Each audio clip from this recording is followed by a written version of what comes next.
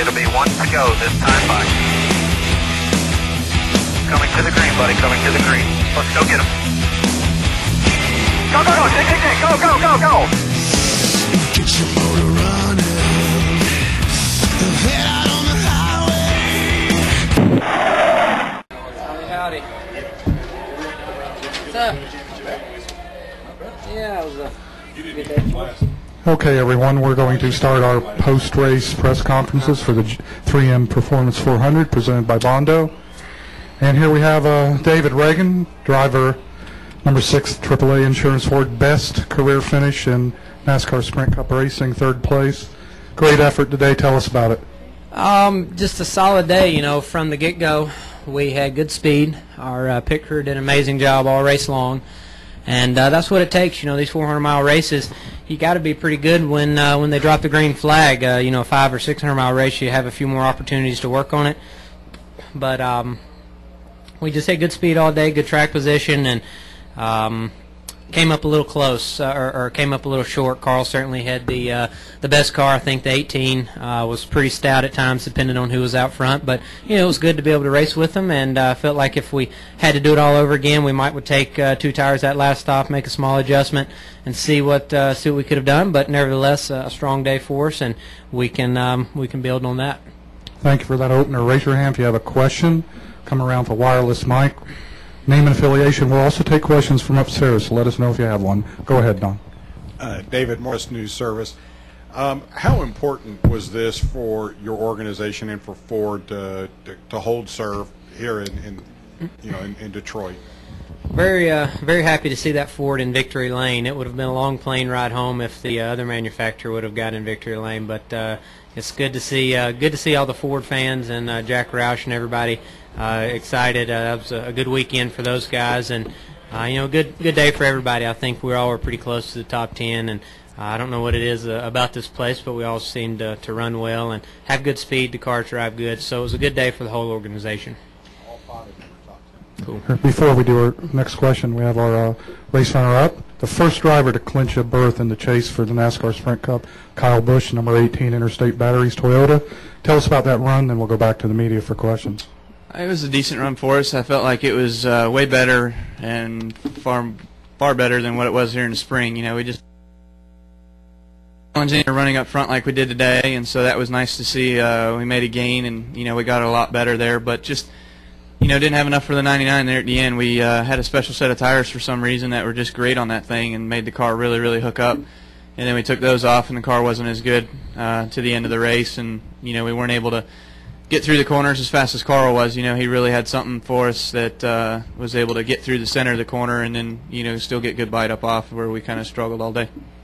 Good. Go back to questions now. Go ahead. Lee Spencer, Fox Sports. David, talk about where you are a year after your rookie year, the kind of year you had last year, the time you've had to work with Denny with Jimmy, and just being able to race against guys now like Kyle and Carl up front. I mean, what does this do for your confidence?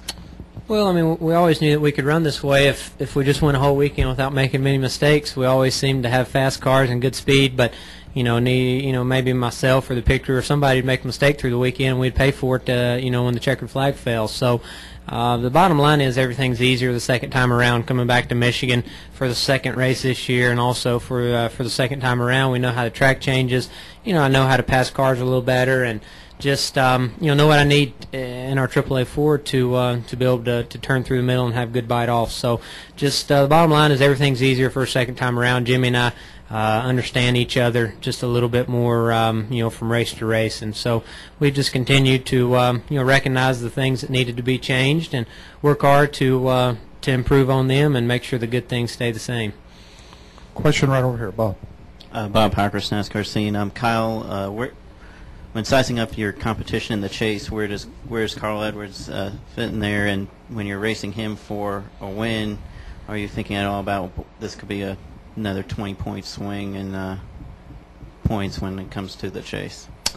Carl's right there, has been all year. He's been the guy that we've got to race on these 1.5-mile, 2-mile racetracks, and he's been decent at other racetracks too, but not as stout as he is at these, and there's a lot of those in the chase, so we've got still some work cut out for us. Yeah, it's a 20-point swing, so I mean we got to live with it. We got to take it, and hopefully we can make up for it somewhere else. Yeah, on the current bonus point standings, 80 to 40, I believe, 80 to 40 gap between the two. More questions for our drivers, second, third place finishers? Raise your hand. Any upstairs?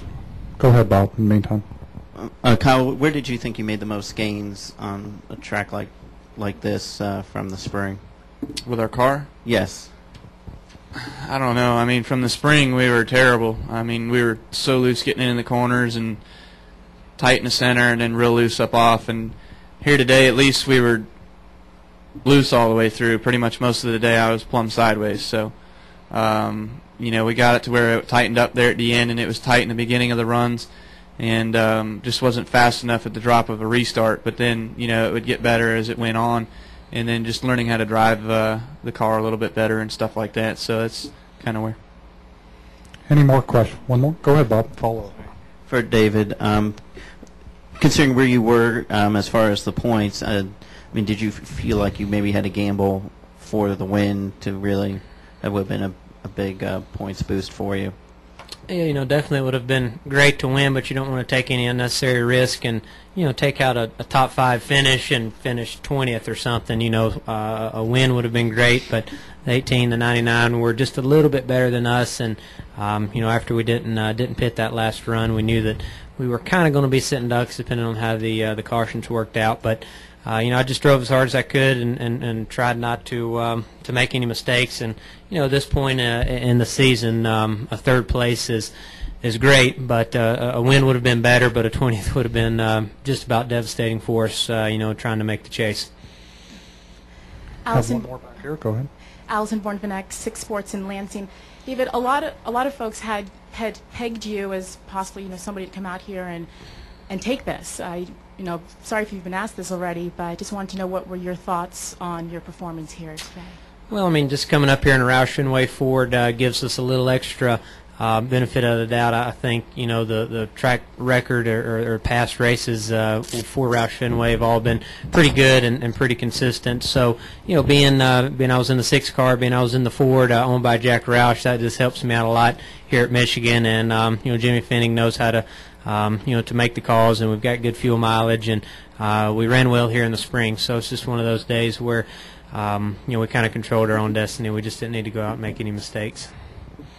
Lee Spencer, Fox Sports. Kyle, do you feel that there are any weaknesses left in your program right now? I mean, you guys were joking about it in Watkins Glen last week, but I mean, is there any place you feel you guys need to improve in the next 3 races?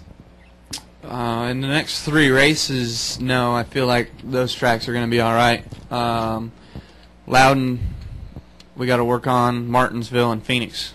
Those are the racetracks that I feel like we need to gain on. You know, I don't feel like we struggled there in the first part of the year, but we need to get better at qualifying up front at those tracks, so we don't have to fight for track position all day, and so we can just run our own race and try to, you know, keep up in the top 5, top 10. But other than that, I mean, if we can get better at passing guys too at those tracks, that'll make it easier. Just out of curiosity, was your team letting you know about all the people that Gordon and Casey and Jimmy and Junior were all having problems in front of you? Not specifically. Jimmy would make mention that you know, we're going to have a good points day if you just don't screw up. We're going to have a good points day if you just maintain. So no, not specifically. He wasn't telling me, you know, the car numbers are guys who are having trouble, but you know, you can see when some of the guys are lapped down, or you know, when you're passing them, things like that. You can you know, use your own good judgment and tell who's struggling. But specifically, he wouldn't tell me anything.